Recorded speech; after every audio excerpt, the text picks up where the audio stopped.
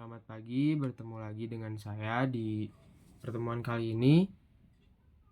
Sebelum memulai pembelajaran, alangkah lebih baiknya kita melakukan doa terlebih dahulu. Berdoa dimulai. Selesai. Oke, selanjutnya akan dilakukan absensi. Apakah di sini hadir semua? Baik, sepertinya hadir semua. Sebelum memasuki materi, saya akan mengajukan beberapa pertanyaan. Apakah di sini ada yang sudah mengenal apa itu tentang peribahasa? Baik, sepertinya belum. Simpelnya atau mudahnya, peribahasa itu adalah kelompok kata ataupun kalimat yang memiliki makna tertentu. Nah, makna ini itu bisa berupa menasehati ataupun menyindir seseorang. Nah, tujuan pertemuan kali ini adalah kalian dapat mendeskripsikan apa itu pengertian dari peribahasa, lalu contoh-contoh peribahasa, lalu dan yang terakhir itu ada pengklasifikasian ataupun jenis dari peribahasa itu sendiri. Lanjut ke materi. Yang pertama itu pengertian peribahasa. Nah, apa itu peribahasa? Peribahasa merupakan suatu kelompok kata atau kalimat yang memiliki makna tertentu yang berisikan kalimat ringkas, berisi tentang perbandingan, nasihat, dan tingkah laku manusia. Kalimat ini sering diselipkan dalam percakapan untuk menasihati, membandingkan, atau menyindir seseorang. Jadi peribahasa itu sering dimasukkan ke dalam percakapan-percakapan dalam keseharian, dan seperti yang sudah disebutkan tadi, itu biasanya untuk menasihati, membandingkan, ataupun untuk menyindir seseorang. Nah, mungkin masih pada asing dengan apa itu peribahasa.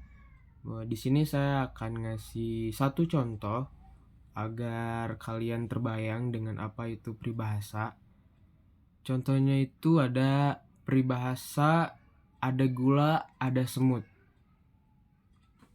Ada gula, ada semut di sini itu artinya di mana ada kesenangan, di situ banyak orang yang akan mengunjungi, atau lebih simpelnya lagi,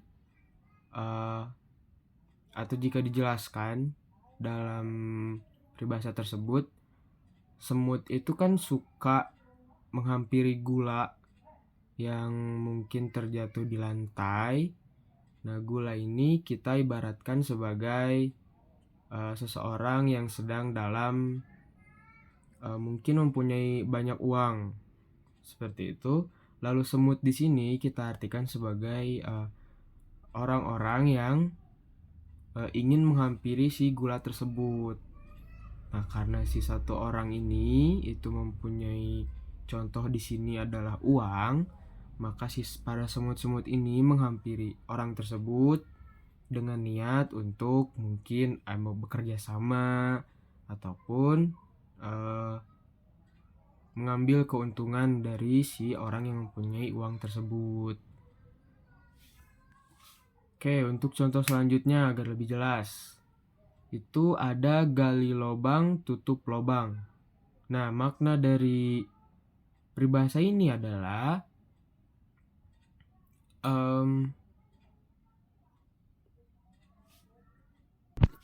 itu artinya adalah contohnya kalian lagi ditimpa sebuah masalah. Nah, seharusnya jika ada masalah, kalian membereskan dulu masalah ini, lalu membereskan masalah selanjutnya.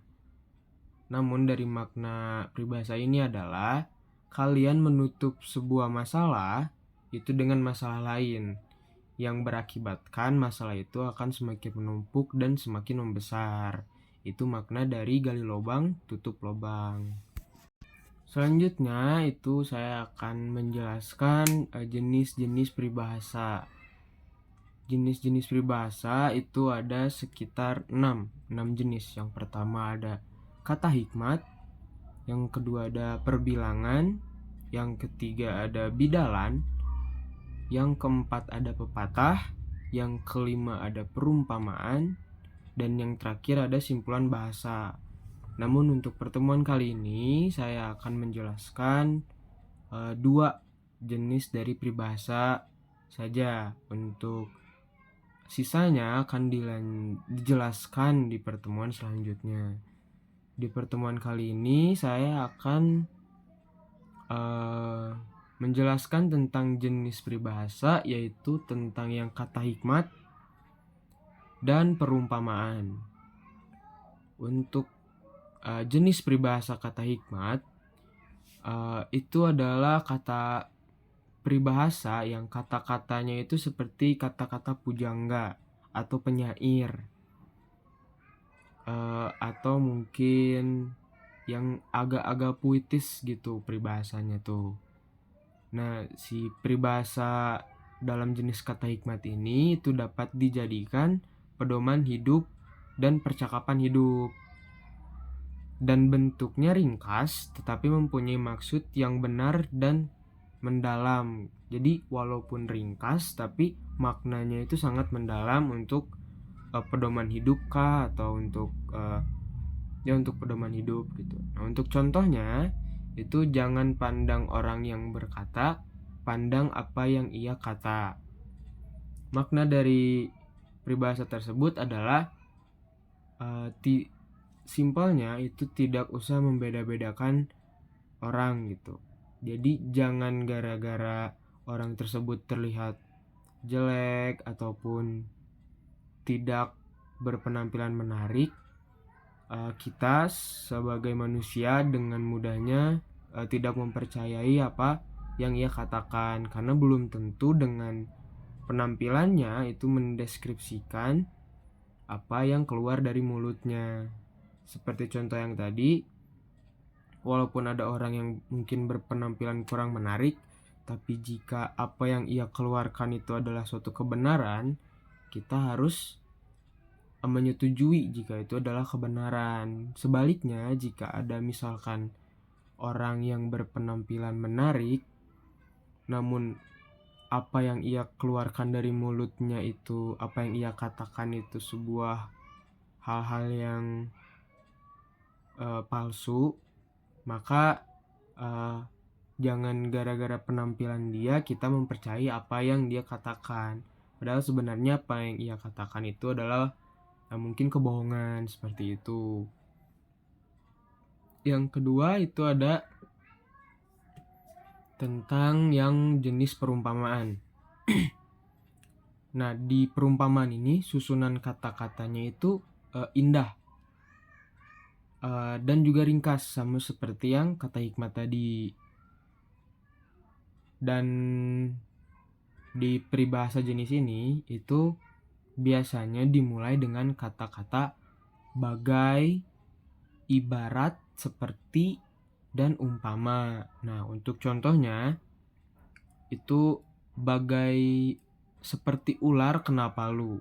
Nah, maksud dari peribahasa ini adalah jalan atau barisan yang bengkok-bengkok.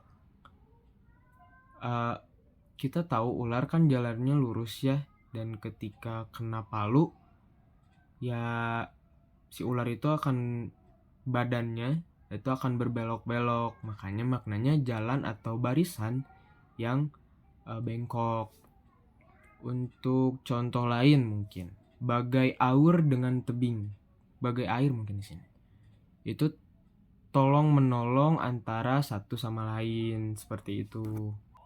Nah, untuk setelah saya jelaskan, untuk selanjutnya itu kalian akan saya bagi 2 kelompok. Yang pertama itu ada kelompok perumpamaan, yang kedua ada kelompok hikmat.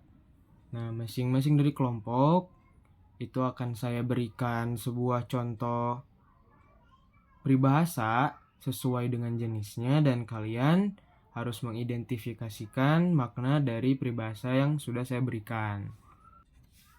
Oke, baik. Mungkin pertemuan kali ini sudah hampir selesai dan untuk tugas kalian adalah seperti yang saya sudah katakan di awal tadi, jenis-jenis peribahasa itu ada 6 dan di pertemuan kali ini kita sudah bahas 2. Untuk tugasnya itu kalian akan saya pecah menjadi 4 kelompok dan tiap kelompoknya itu ada yang membahas tentang jenis peribahasa simpulan bahasa, yang kedua ada perumpamaan, ada yang pepatah, dan perbilangan. Nah, jadi kalian identifikasi apa maknanya. Dan apakah peribahasa tersebut bisa masuk ke jenis yang di kelompok kalian, beserta apakah peribahasa yang saya kasihkan itu benar jenis sesuai dengan jenis kelompok kalian, dan kalian harus sertakan alasannya mengapa peribahasa tersebut termasuk ke dalam jenis tersebut. Oke, mungkin pertemuan kali ini sudah selesai. Jangan lupa tugasnya. Tugasnya itu deadline-nya, pengumpulannya itu di pertemuan selanjutnya. Dan sebelum mengakhiri pertemuan, mari kita berdoa terlebih dahulu. Selesai. Dan mungkin terakhir, terima kasih atas perhatiannya. Sampai bertemu lagi di pertemuan selanjutnya. Terima kasih.